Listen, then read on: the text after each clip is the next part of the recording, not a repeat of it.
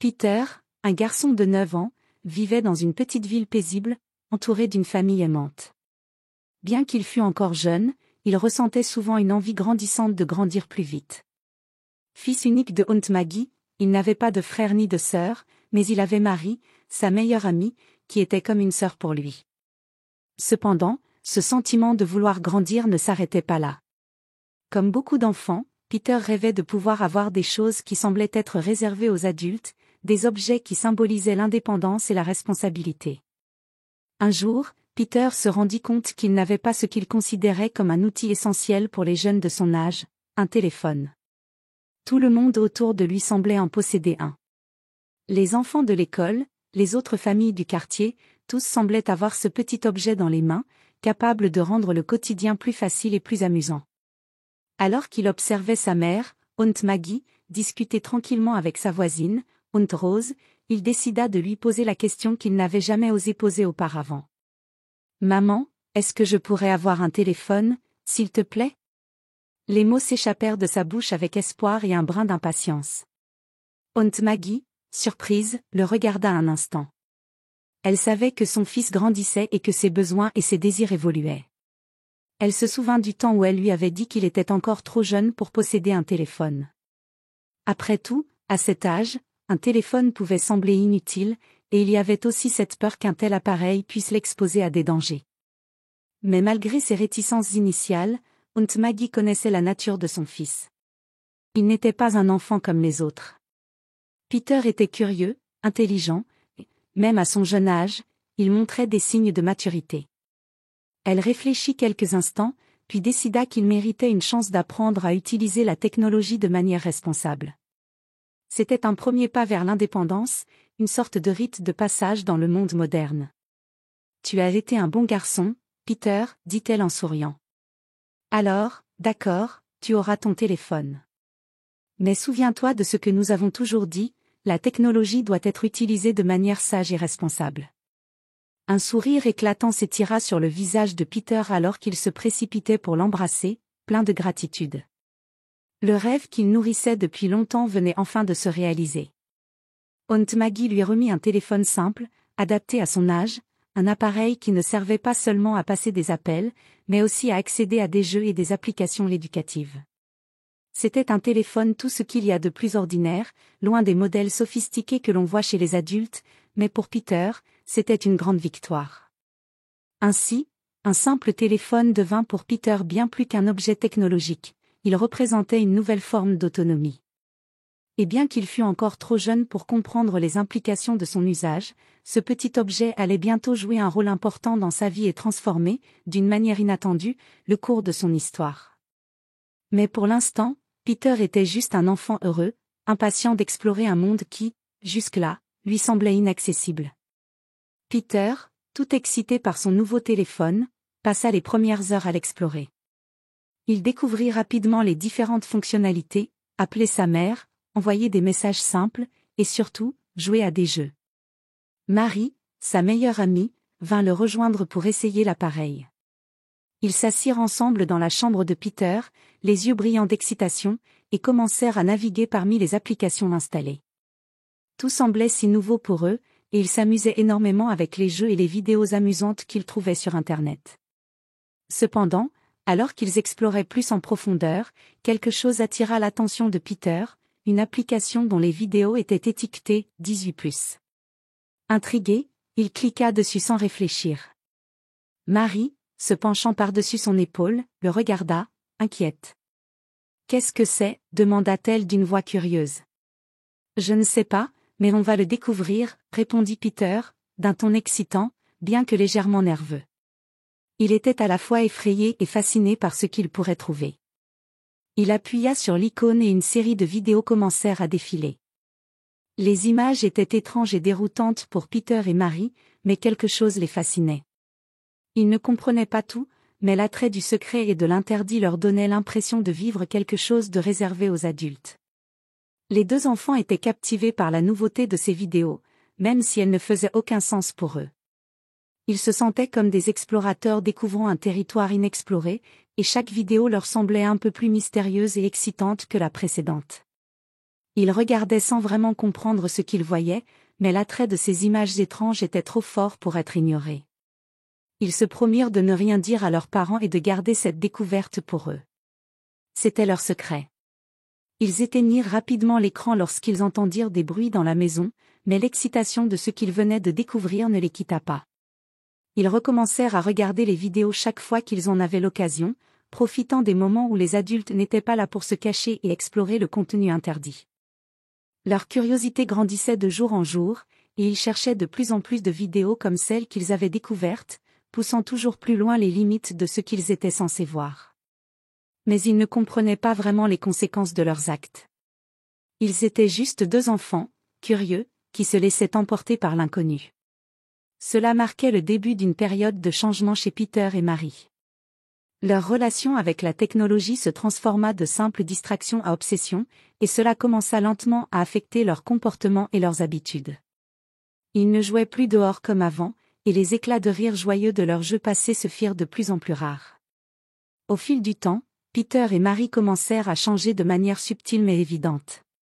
Leur comportement, autrefois plein d'énergie et de spontanéité, commença à se transformer. Au lieu de courir dehors, de jouer à des jeux et de rire ensemble comme ils le faisaient auparavant, ils passaient désormais de plus en plus de temps à l'intérieur, devant l'écran du téléphone. Les éclats de rire, si caractéristiques de leur enfance insouciante, s'étaient progressivement tus. Ils étaient devenus plus silencieux, plus renfermés, comme absorbés par une réalité qui n'était pas la leur. Les parents avaient d'abord remarqué que leurs enfants, qui avaient toujours été si pleins de vie et de curiosité, étaient devenus plus distraits et moins communicatifs. Ils passaient moins de temps à jouer à l'extérieur, préférant l'isolement que leur procurait l'écran. Les questions sur leurs jeux, leur école, ou leurs amis se retrouvaient souvent ignorées ou répondues par des murmures distraits. Mary, d'habitude si joyeuse et enthousiaste, semblait de plus en plus distante. Peter, quant à lui, était devenu plus nerveux, comme s'il savait qu'il cachait quelque chose. Les deux enfants étaient en train de se perdre dans un monde qui ne leur appartenait pas vraiment. Ils n'étaient plus les mêmes. Leur curiosité naturelle, qui autrefois les poussait à découvrir le monde avec émerveillement, était maintenant alimentée par des vidéos qui les guidaient vers des territoires inconnus et dérangeants. Les moments de jeu en plein air, de rire et de découverte simples avaient été remplacés par une dépendance croissante à des contenus qui, bien qu'illégaux pour leur âge, semblaient leur offrir une excitation nouvelle et un sentiment de liberté. Peter devenait de plus en plus secret. Il verrouillait souvent la porte de sa chambre, prévenant Mary de ne pas dire un mot à quiconque. Lorsqu'ils se retrouvaient ensemble, ils se parlaient à voix basse, comme s'ils étaient complices d'un grand secret. Cependant, ce secret ne leur apportait pas la satisfaction qu'ils espéraient. Au contraire, un malaise s'installait peu à peu. Ils se sentaient coupables, mais l'adrénaline de faire quelque chose d'interdit les poussait à continuer. Leurs mères commencèrent à sentir que quelque chose n'allait pas. Elles se regardaient souvent, inquiètes, mais elles ne comprenaient pas vraiment ce qui se passait. Les changements dans le comportement de leurs enfants étaient subtils, mais perceptibles, moins de jeux, plus de silence gêné, et une distance qui se creusait entre eux et les adultes. Les deux familles, si proches et solidaires auparavant, se retrouvèrent maintenant éloignées par un secret caché. Peter et Mary ne savaient pas encore à quel point ce changement de comportement allait affecter leur vie. Ils étaient trop jeunes pour comprendre l'ampleur des conséquences de leurs actions. Ce qui avait commencé comme une simple curiosité s'était transformé en une obsession secrète, créant un fossé entre eux et leurs proches.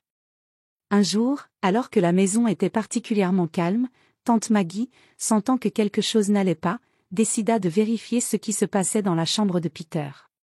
Elle avait remarqué que l'ambiance dans la maison était différente, que ses enfants étaient plus discrets et moins enclins à jouer comme avant. Elle se rendit donc dans la chambre de Peter pour voir ce qu'il faisait. Elle frappa doucement à la porte, mais n'obtint aucune réponse. Un sentiment étrange la saisit. Elle ouvrit la porte, et là, devant elle, se trouvait Peter, l'air nerveux, assis sur son lit, en train de cacher précipitamment son téléphone. Tante Maggie sentit que quelque chose n'allait pas. En entrant, elle remarqua immédiatement le téléphone sur le lit, et le comportement étrange de son fils. Son cœur se serra lorsqu'elle prit l'appareil et observa l'écran.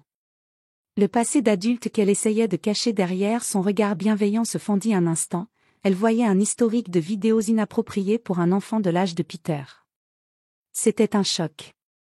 Les yeux de Peter s'écarquillèrent lorsqu'il comprit que sa mère avait découvert son secret. Il tenta de mentir, mais la culpabilité dans ses yeux était évidente. Tante Maggie, d'abord choquée, sentit une vague d'incompréhension et de déception l'envahir. Elle n'arrivait pas à croire que son fils, qu'elle avait élevé avec tant d'amour et de soin, ait pu être impliqué dans quelque chose d'aussi inapproprié. Elle essaya de garder son calme, mais la tristesse et l'inquiétude transparaissaient dans sa voix lorsqu'elle demanda à Peter de lui expliquer. Peter, tout tremblant, ne trouva pas les mots. Il baissa les yeux, honteux. Tante Maggie savait qu'elle devait agir rapidement. Elle prit une décision immédiate, elle contacta immédiatement tante Rose pour lui faire part de la découverte. Ce qu'elle avait trouvé n'était rien de banal, et elle savait qu'une conversation sérieuse s'imposait. Mais la douleur de découvrir que son enfant avait fait des choix aussi dangereux était profonde. Cette situation allait changer leur quotidien à jamais, et Maggie ne savait pas encore jusqu'où cela les mènerait. La découverte du téléphone allait marquer un tournant, et la vie des deux enfants allait prendre une direction bien différente. Après la découverte choquante de tante Maggie, elle et tante Rose décidèrent qu'il était urgent de réagir. Elle comprenait que ce n'était pas simplement une question de vidéos inappropriées, mais que ce comportement avait des conséquences bien plus profondes. Elles s'assirent avec Peter et Marie dans le salon, leurs visages remplis de sérieux et de préoccupation. La tension dans l'air était palpable. Tante Maggie commença la conversation d'une voix calme, mais ferme. Elle expliqua à Peter que ce qu'il avait vu et fait était inacceptable, et qu'il devait comprendre la gravité de la situation. Peter, ce n'est pas juste un jeu. Ce que vous regardez sur ce téléphone peut affecter ton esprit, ta façon de voir les choses, à long terme, ta vie entière, dit-elle d'un ton autoritaire mais empreint de bienveillance. Les yeux de Peter brillaient de confusion, mais aussi de culpabilité.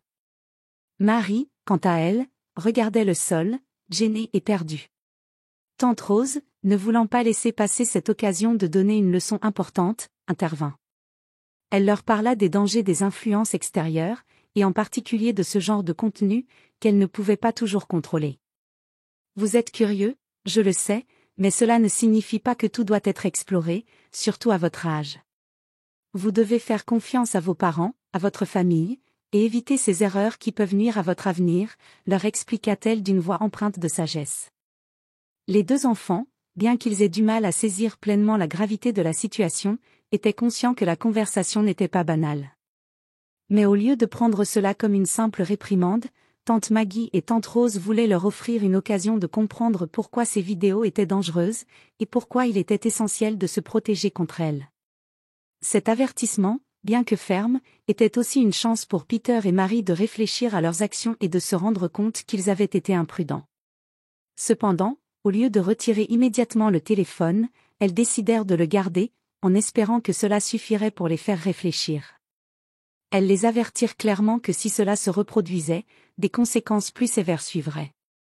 Les deux enfants restèrent silencieux, leurs visages marqués par la prise de conscience de la situation. Les adultes espéraient que cet avertissement serait suffisant pour les empêcher de continuer sur cette voie dangereuse. Mais il était clair qu'une surveillance étroite et des conversations continues seraient nécessaires pour qu'ils comprennent la valeur de leur choix et la responsabilité qui venait avec la technologie. Malgré l'avertissement de tante Maggie et tante Rose, la situation commença à se détériorer peu après. Peter et Marie, bien que conscients de la gravité de la situation, n'avaient pas totalement compris l'impact de leurs actes.